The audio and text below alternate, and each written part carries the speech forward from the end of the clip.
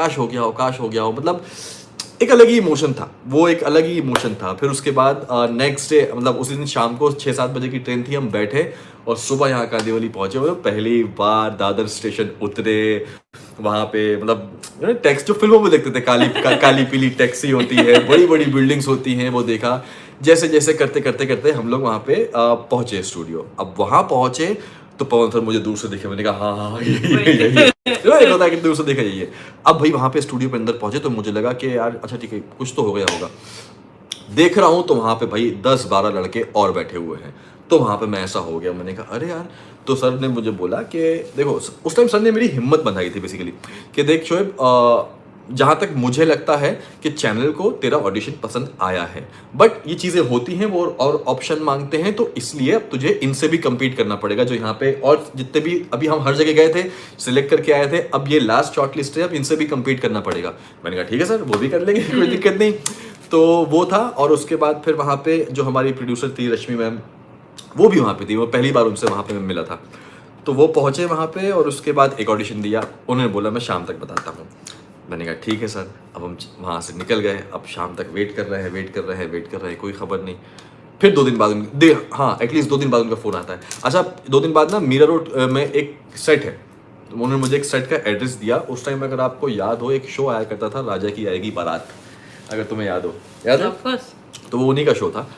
तो उन्होंने मुझे वहां बुलाया। तो वो लाइफ में पहली बार था जहां पे मैंने सेट देखा था। अच्छा ओके, लाइटिंग ऐसी होती है, पर्दे ऐसे होते हैं, और ये जो काला कपड़ा, ये वो यहाँ था, एक पहचान थे उनके यहाँ रुका हुआ था मैं। तो पापा भी 2 दिन रुके थे साथ। हाँ पापा अभी तक साथ में थे, पापा साथ में ही थे।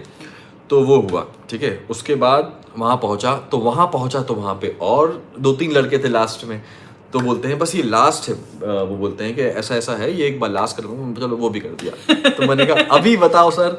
तो बोलते हैं कि बताता हूँ, शाम तक मैं बताता हूँ। उनका हमेशा है कि हाँ फ़ोन करता हूँ, हाँ फ़ोन करता हूँ, हाँ बताता हूँ, उनका हमेशा ये रहता है। ठीक है। तो वो हुआ और फिर उसके बाद कोई खबर नहीं।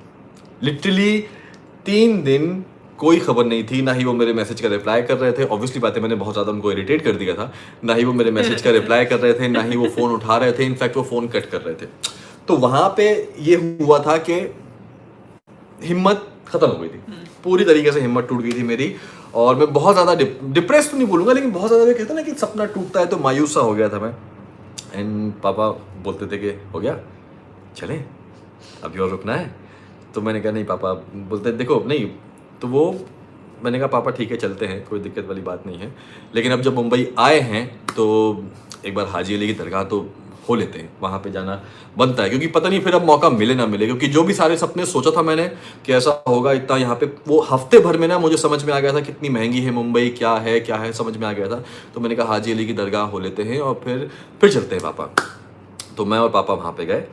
पापा वहाँ पे गए और उसके बाद मैं जब उनके सामने पहुँचा, दुआ के लिए हाथ उठे। मेरे ज़बान से सिर्फ एक ही चीज़ निकल रही थी कि अल्लाह से दुआ करो आपके बस चीज़ हो जाए, इज़्ज़त रख ले। अल्लाह से दुआ करो बाबा की इज़्ज़त हो जाए, कि हाजी अली सरकार अल्लाह से दुआ करिए कि वो ऐसा कर दें, इज़्ज़त रख लें बस मेरी। और ऑब्वियसली बात है, आंखों से आंसू गिर रहे थे बहुत ज़्यादा, मतलब फूट आया था मैं। तो पापा ने मुझे देखा, जब दुआ मांग के फातिहा पढ़ के मैं निकला, पापा ने मुझे देखा, तो पापा ने मुझे ऐसे टैप किया। पापा ने चल ठीक है कोई नहीं, जो होता है अच्छे के लिए होता है। ये पापा की एक हमेशा सीख रहती है, अम्मी और पापा की हमेशा सीख रहती है कि जो होता है हमेशा अच्छे के लिए होता है। वो मैं आपको बताता हूँ बाद में, उसका भी एक कनेक्शन है। वो हुआ और उसके बाद भाई मैं आया वापस कि हाँ भाई चलो अब 2 दिन के बाद या कल या जब भी टिकट मिल जाएगा निकलना है। हाजी अली दरगाह से हम निकले हैं, हम लोकल ट्रेन में बैठे हैं। लोकल ट्रेन से मैं चर्च गेट से मीरा रोड स्टेशन पहुंचा नहीं था कि बीच में फ़ोन आया है पवन सर का। हाँ शोएब बेटा मुबारक हो, अभी जिसको बताना है बता दो, तुम सिलेक्ट हो गए हो। अरे वाह। तो ये वो जर्नी थी कि किस तरीके से मैं मुंबई आया। और जैसे कि मैंने आपसे बोला कि जो चीज़ होती है हमेशा अच्छे के लिए होती है, ये मुझे तब एहसास हुआ। देखो मैं भी इंसान हूँ, मैं भी पहले गलतियाँ करता था, मैं भी पहले आज भी ऐसी बात नहीं है, आज भी हर इंसान गलतियाँ करता है। लेकिन जब मुझे अपेंडिक्स हुआ तब मैं बहुत ज़्यादा मायूस हो गया था, बहुत ज़्यादा मायूस हो गया था कि जैसे नहीं खुश रह पाता था। पॉजिटिविटी बोलते हैं ना कि नहीं पॉजिटिव रह पाता था कि क्यों हुआ मेरे साथ, क्यों हुआ मेरे साथ, क्यों हुआ मेरे साथ। अपेंडिक्स मुझे हुआ, अल्लाह पाक को पता था कि कहते हैं ना कि उसको हमेशा आगे के बारे में पता होता है, आपको नहीं पता होता है। उनको पता था कि अच्छा आगे 2 महीने के बाद ये होने वाला है। उन्होंने पहले मेरा अपेंडिक्स खत्म किया, क्योंकि अपेंडिक्स जब मुझे था तो मुझे हर 15 से 20 दिन में ऐसा पेन होता था, मैं 4-5 दिन बेड से उठ नहीं पाया करता था। तो अल्लाह पाक ने पहले मेरी वो बीमारी ख़त्म की। भली तेरा प्ले नहीं कर पाया तू, है ना, प्ले नहीं कर पाया, जिम नहीं कर पाया, 3-4 महीने चलेगा, लेकिन वो बीमारी ख़त्म की। और वो बीमारी ख़त्म करने के बाद मुझे एक अपॉर्चुनिटी आई, और अपॉर्चुनिटी वो हुआ कि वो हो गया। तो बीमारी ख़त्म करके मुझे यहाँ पे शो मिला। तो इसलिए उसके बाद से मेरा बिलीफ, ऑब्वियसली बात है कि मतलब एक यकीन इतना ज़्यादा हो गया कि नहीं, अल्लाह जो करेंगे मेरे साथ वो अच्छे के लिए ही करेंगे। भले कोई चीज़ मेरी होती है या नहीं होती है, मुझे पता है कि हर चीज़ में अच्छा ही होगा कुछ। ये मुझे उस वक्त से इतना ज़्यादा बिलीव हो गया है।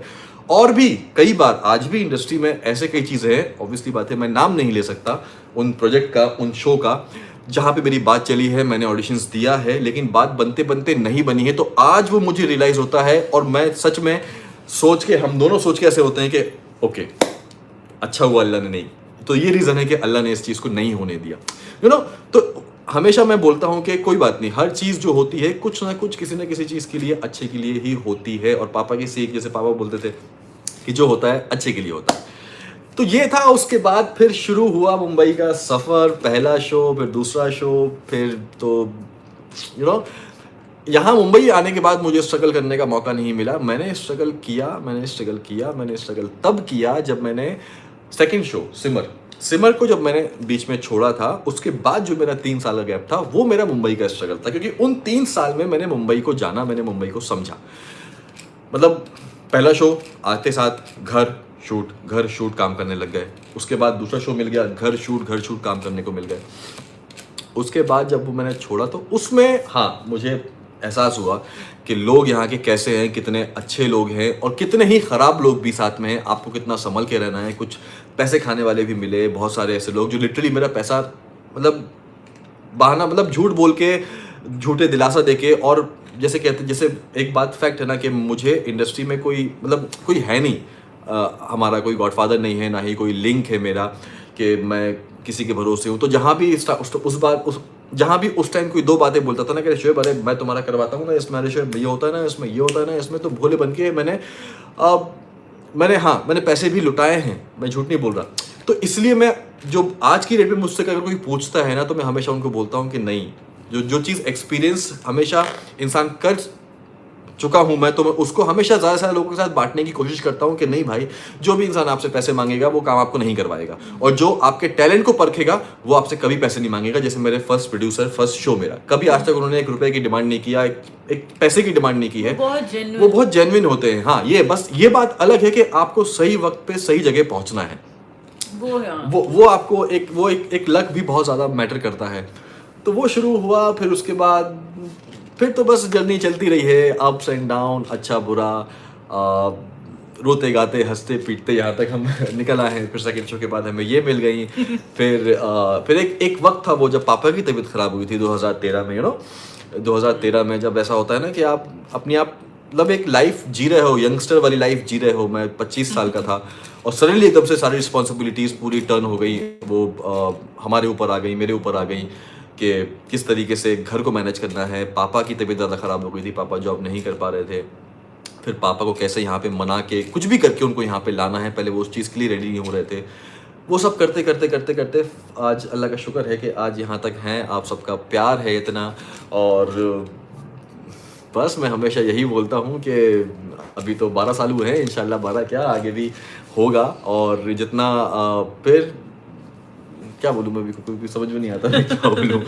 तो बस इस तरीके से काफ़ी लोगों ने मुझसे पूछा भी था कि आप कैसे मुंबई आए, आपको पहला शो कैसे मिला। तो ये वो एक पूरी जर्नी है, इस तरीके से पहला शो मुझे मिला है और मैं यहाँ पे पहुँचा हूँ। उसके बाद उसके बाद भी एक अलग ही जर्नी है, लेकिन आई थिंक इतना सब बताना पॉसिबल नहीं है।